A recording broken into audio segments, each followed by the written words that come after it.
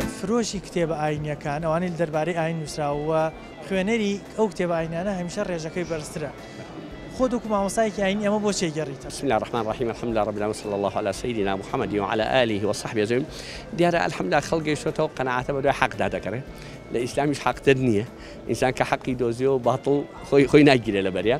لەبەرەوە الحمد لله بە فەزڵی خوا بەزیابێ خوا بەرەکەت خاتە قەڵەمی نووسەرەکانمان وەکو قوتابێکی قورئان وەکو پێشمەرگەیەکی ماندوو نەناس قەڵەمەکانیان ئینشاءالله لە کاردایە بۆی بەرچاوی ئەو خەڵکە ڕۆشنکردنەوە تێبگەن لە بەرنامەکەی خوا کە چەند پیرۆزە چ خزمەتێکی بە مرۆڤایەتی کۆ و مرۆڤایەتی چەند قەرزاری ئیسلامە. لەبەرەوە خەڵک بە دوای حەقاگەڕێ، خەڵک تینوی حەقا، خەڵک عاشقی حەقا، عاشقی دادپەروەریە، ڕەواندۆی زوڵمە، ناحەقیە، غەدرە، ئەمانش هەمووی لە ئیسلامە دەسەکەوێت. جا بە فەزڵی خوای گەورە ئینشاءالله ئیسلام لە بەهارێکی تەڕدایە و بە تایبەتی لە ئەوروپا ئەوەی بەخۆمان الحەمدولله خوا شەرەفی ئەوە پێ موسڵمانین، بەڵام ئەوروپا الحەمدولله بەرەو ئیسلام هەنگاوانی ئینشاءالله لە نزیکترین کاتە ئیسلام وەکو گوڵ ئەبڕێتەوە. مامۆستا تەمانە وەکو زانین لەم ساڵانەی پێشوە شەپۆلێک لە ئیلحاد بڵاوبووەتەوە لە هەرێمی کوردستان بەداخەوە تا چەند گرنگە بۆ دەستکەوتنی وەڵامی ئەو پرسیارانەی کە دروست دەکرێت دژ بە ئاینی پیرۆزی ئیسلام پەنا بۆ ئەو کتێبانە ببرێت کە وەڵامی ئەو پرسیارانە یاخود لە ڕوانگەی ئیسلامە وەڵامی ئەو پرسیارانە دراوەتەوە.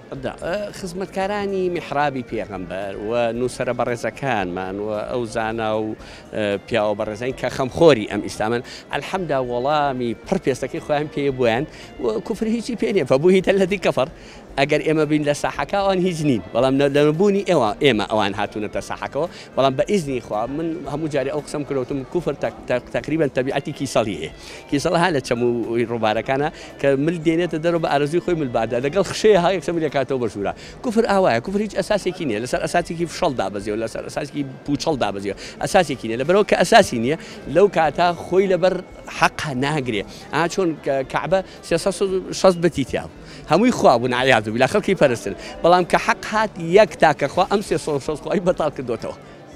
بەرزەکەم جا ئەوە ئیسپاتی ئەوواکە ئەوە ئەسەرمێنەکە ئیسلام پەیامی دەستی بەشەر نییە، پەیامی خالقی تۆیە کە خوا بەرنامەی بۆ تۆ دانا، خوا دەزانێت چ بەرنامەیەک بۆ تۆ دێت. بۆیە ئیسلامی کورۆ بە بەرنامەی خیتاب چکم بعضی مناسبات یا بعضی ڕوودا و دێتە ئاراوە سبحان الله لێ ئەم ئاەتە ئێستا بۆ من دابەزیەوە، بۆ ئەم کێشە دابەزیەوە. کێشەکان هەمووی چارەسەرەکان دەرمانەی خیسام دەوڵەمەتین دەرمانخانێ. چیت هەیە بۆ گەنجان کە بێن لەسەر ئیسلامەکان بخوێننەوە زیاتر لەو کتێبانە بەمانی دەست بخەن کە لەسەر ئیسلام و لەسەر ئاینەکەی خۆیان زانیاری باشان پێ؟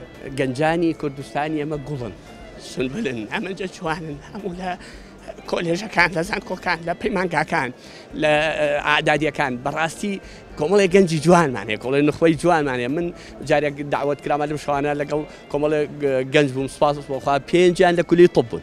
ئەوانتر هەموو لە بەدوای ئیسلامەوە یان لە دراسی قورئان دەکەن، داسی فەرموودەکانی پێغەمبەر دەکەن. بڕوات بێ لە چەند ساڵێ لەمەوبر لە هەولێر کۆمەڵی خوێندکاری بەڕێزی جوانی گەنجی جوانی وەکو تۆ داوەتیان کردم، یانی نزمترین شاهادە من بووم، هەمویان شاهادەی بەرز و دکتۆرا و پرۆفیسۆر ئەوانە هەمووی قوتابی قورئان و هەمووی قوتابی ئیسلام بوون.